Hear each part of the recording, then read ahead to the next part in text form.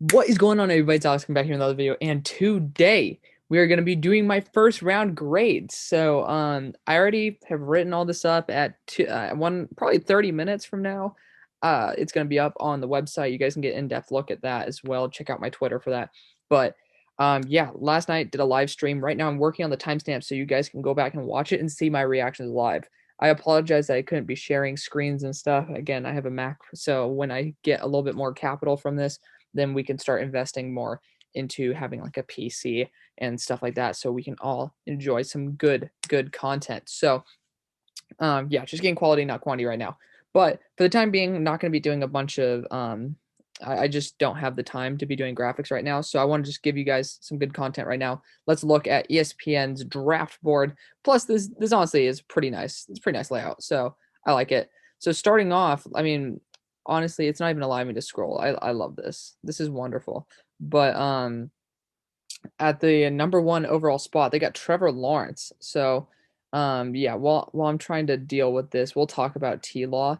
He's a beast. I mean, there's no real reason for us to have to talk about this. We all knew it was coming. Same thing with Zach Wilson. For the sake of time, we all knew it was coming. So let's just leave it in the dust. Okay, so we fixed the scrolling issue. Don't know, it was just probably like a Google thing. So yeah, you guys don't have to worry about seeing that anymore. So that's a big plus, right? So obviously number one, Trevor Lawrence, number two, Zach Wilson. We already talked about those guys. There's not reason to really talk about them. They're set in stone. We'll see how their careers turn out. Number three, Trey Lance.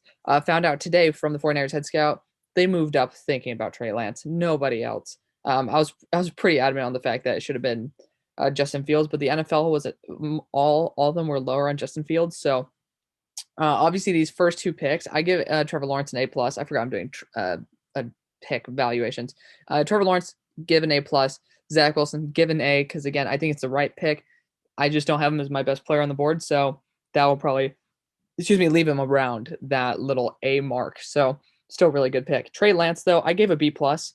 You know, obviously he's lower on my board, but I'm fine with the team taking him. It's just again, you're giving that much draft capital to move up for Trey Lance. So for me, it's like you got to dock it a bit because again, you're not getting a day one impact and trading 3 first round picks for somebody who's definitely not a guarantee. But we'll see how it goes. We'll see how it goes. I know that the team really liked Trey Lance.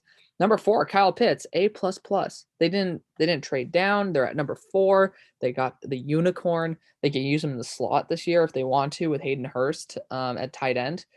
I love it. I love this pick so much. It was an excellent pick.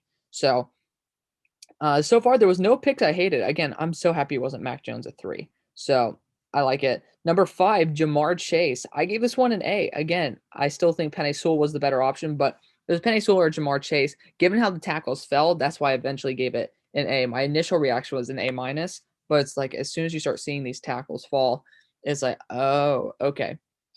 Now I'm gonna give it an A. So really good pick. I don't want to see him against the Steelers twice a year, but unfortunately, I'm going to have to. Number 6, Jalen Waddle. I gave this one a B minus. So not the best player on my board. I think it didn't fill the position of need. Slot wide receiver is something that you could have filled in the second round. You're looking at Elijah Moore now falling, so that's another one. I think Penei Sewell would have been the right option there. I don't think that Jalen Waddle is the right option, but it does fill a position of need, not the position of need that they should have been filling. Because again, offensive line is always the way to go. But yeah, it hurt. It hurt to see that. But again, Jalen Waddle's really good.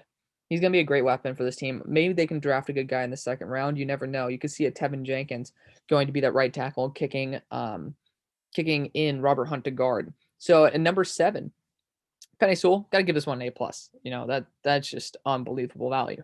And you're investing for your future and in the present. So he at right tackle when there is, gotta love people walking on the roof. He at right tackle while having Taylor Decker at left tackle, that could be the best tackle duo in the NFL when they're both healthy. And number 8, J.C. Horn. So I actually predicted this one.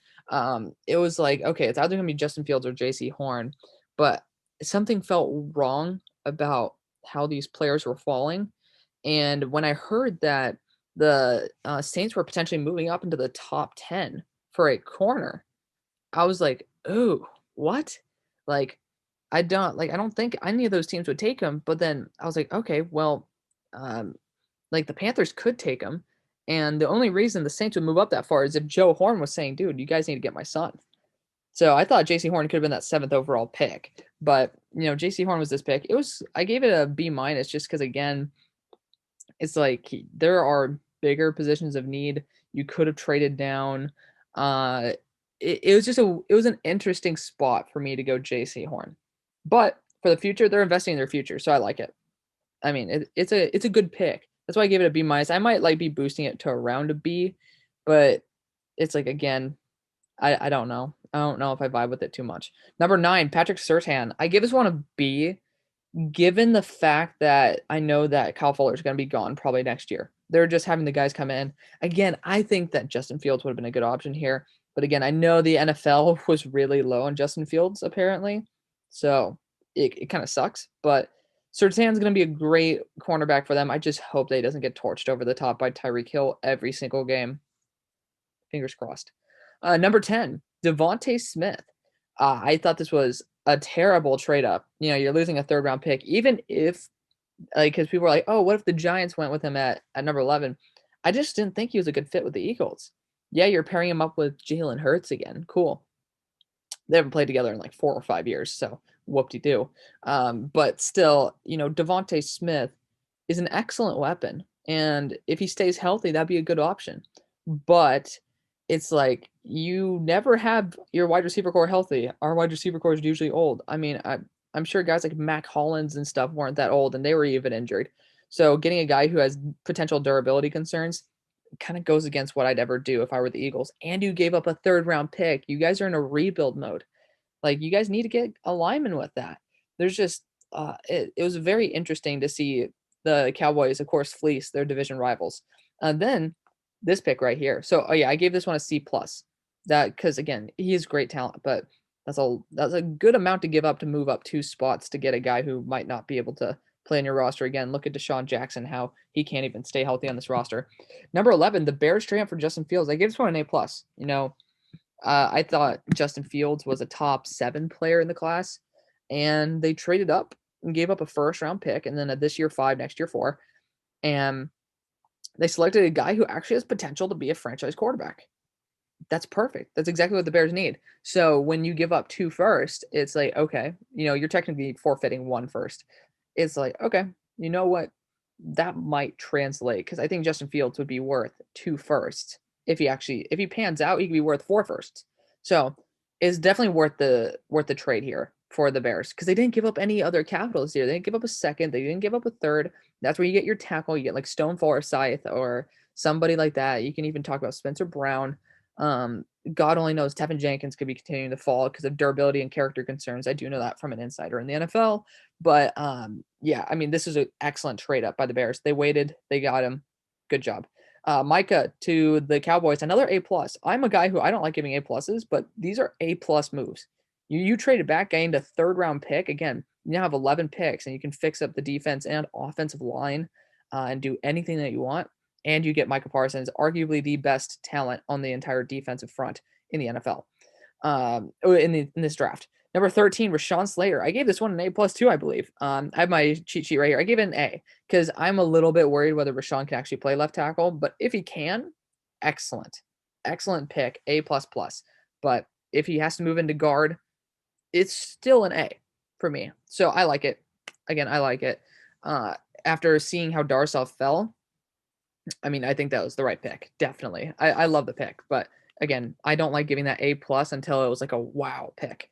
So 14, the Jets move up, trade 2 third round picks. So that's a hefty sum to get AVT. So I gave this one, I believe, a B plus. Yes, no, I gave it a B. So obviously got my cheat sheet right here.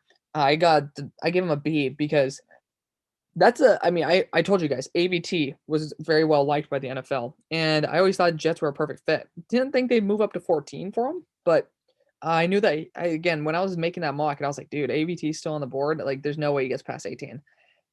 I didn't expect the Jets to be trading up that far, and I don't know why the Vikings have like 800 billion mid picks. Like hello, they're gonna possibly trade up into the second with those. I assume that's why they did that. It's like, okay, we can use these as second round capital, which is a big plus for the Vikings. But Elijah Vera Tucker fits that perfect need. That's why I said it was still a B, because I would give it probably an A minus if it were a normal pick, but or maybe like an A. But then it's like, dude, you got to drop it a full letter grade most likely for giving up that much damn draft capital. Like that was a ton of draft capital. And technically, that's the equivalent of 2 seconds next year, which is a little bit higher than a first. It's a weird mathematical algorithm. No, so Mac Jones to the Patriots, A plus, A plus. I love it. I love that pick.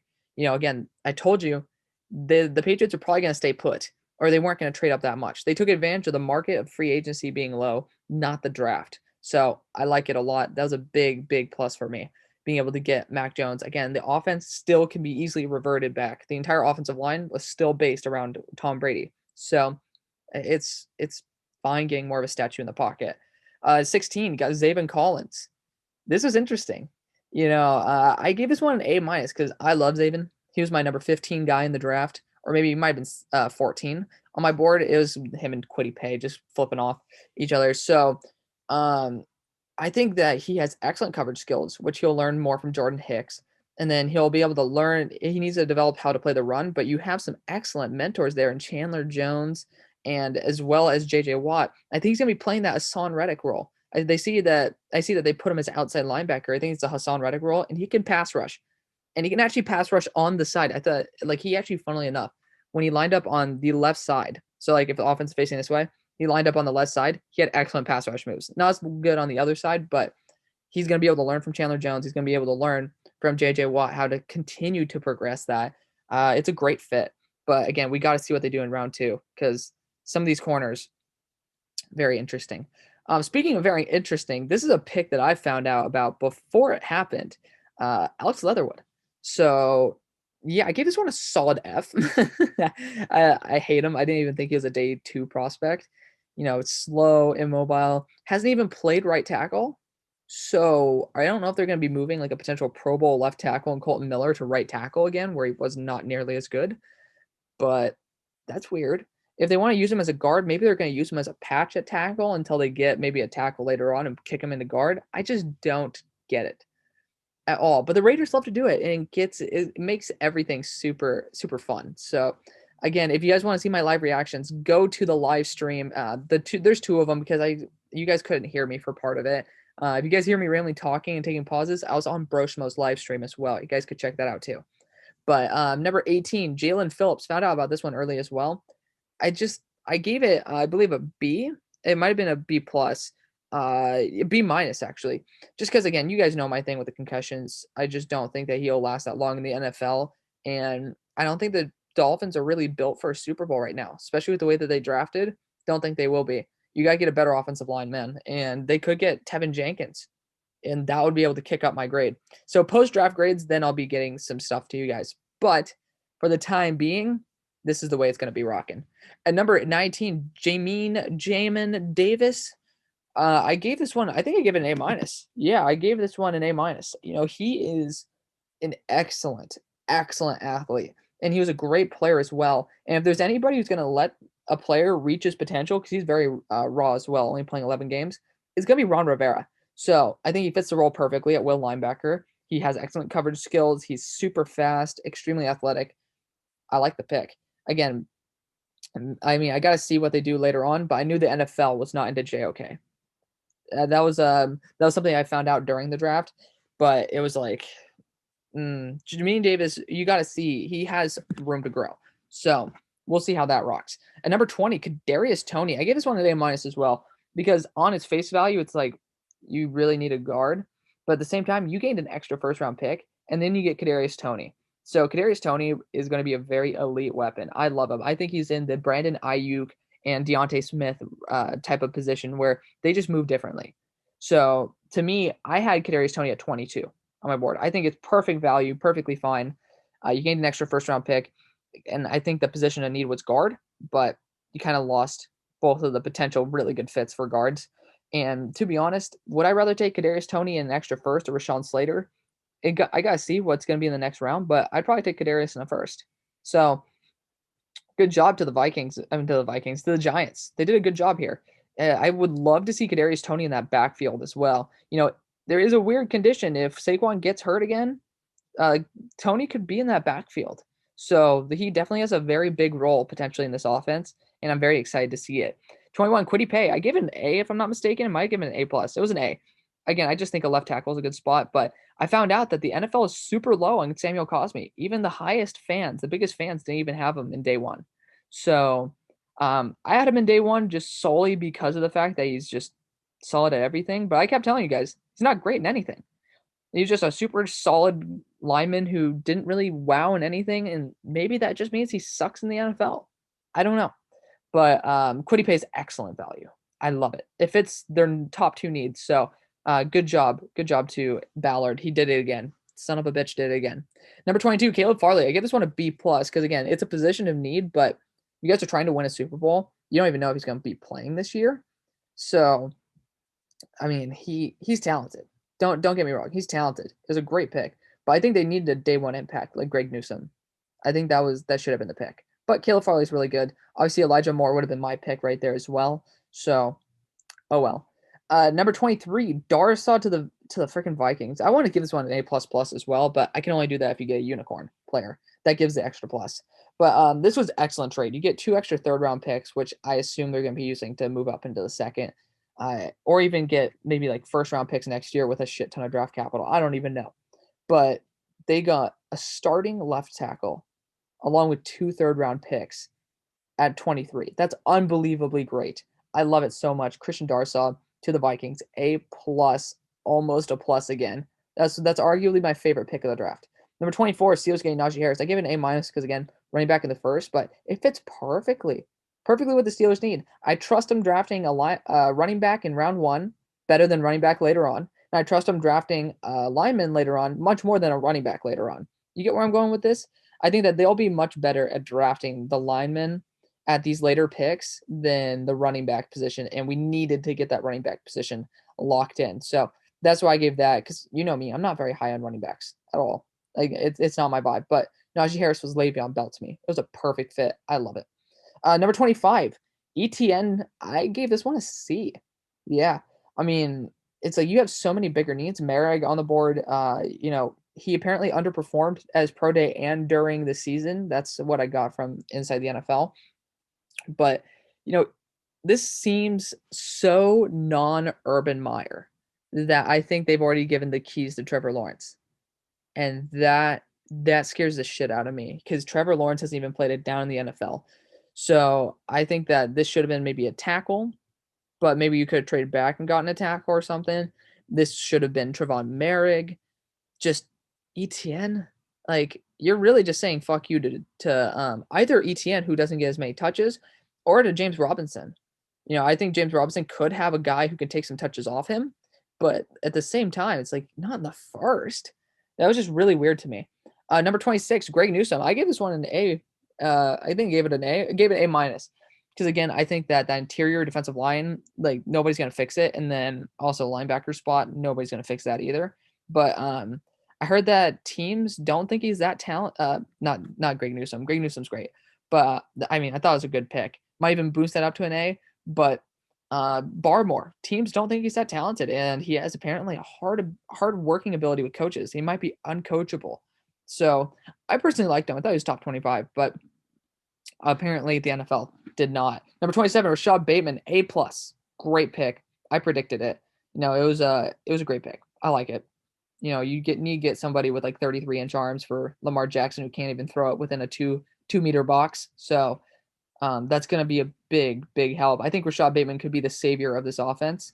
So fingers crossed that, of course, Lamar turns out to be Lamar, and then Rashad Bateman wants to go elsewhere because I don't want to see him 2 times a year as a Steelers fan. Number 28, Peyton Turner. I gave this one a solid F. Yeah, I mean, this is terrible. I'm sorry. Peyton Turner was solid, but I had him as like a late second at best. Like that was a reach at late second, maybe even early third. In the first, like I thought the reason I gave it an F is because okay, well that's a Trey Hendrickson place. You still have Gregory Rousseau, still have Jason Owe, so you still have Joe Tryon, you still have multiple dudes, Boogie Basham that could be fitting those roles better than him.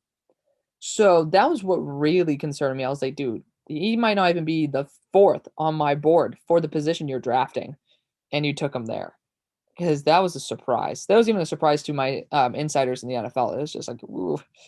But next we got Eric Stokes to Georgia. I mean, not to Georgia, from Georgia going to the Packers. I gave this one a B minus, if I'm not mistaken. Yeah, I mean, it's a position in need, but it was definitely not the right fit. I think Tyson Campbell would have fit that cover four exponentially better. Eric Stokes, I think he would. His instincts work so well in a cover two. It's a real shame. It's a real shame. But I mean, at least the Packers addressed something. I guess. I guess. Number 30, Gregory Rousseau out of Miami. That's a good pick for what he was before. Yeah, when he opted out, when he tested poorly, and then he is beyond raw, I thought he's not a first round player. I have him as a late second. I gave this pick a C because again, you definitely need some edge help, but damn, like he's in the same boat as AJ Epinesa with like terms of you're raw, dude. You need to develop. Don't really understand. He's not day one impact. If you're gonna go for a raw player, go Jason Owe. Like why not? If you really just want to have a guy to develop, go Jason Owe. The ceiling's exponentially higher on Jason Owe than it is on Gregory Rousseau. I didn't get that pick at all. Next we got Jason Owe. I gave this one, I believe, an A plus. Yeah, I mean, fits what the Ravens are looking for. Don't think he was my best player on the board. He was still in like the mid second territory, but one of the best players on the board, especially for what they were looking for. And he replaces the role of Matt Judon. So I'm a big fan of it. So good job to the Ravens. I hate seeing it as a Steelers fan again, but good job to the Ravens. They made up for the fact they don't have a second round pick. And then Joe Tryon, I give this pick an A because again, I don't think it was best value, but they just did what fits best. He can fit many roles in that defense. So if somebody goes down, Joe Tryon's going to go in, and then he can start day one. I mean, day two, technically. Like if you have someone start day one, Joe Tryon can learn and start the next day. I think that's going to be maybe year two. He'll be the starter, and that can save money on like Golston and JPP contracts. I love Joe Tryon on the squad. I predicted it. That was my thing. I love Joe Tryon on the squad. Sticking to it. I got these last two picks right, but just didn't believe the Ravens would pull the trigger on that. So let me know what you guys thought of the draft. Stay tuned because we're going live tonight. Again, it's going to be fun. I hope you guys did enjoy last night as well. And then again, I'll be uploading the timestamps for my reactions because you guys are going to want to see what I did for number 11. I was going ballistic. So I'll see you on the far side. Peace.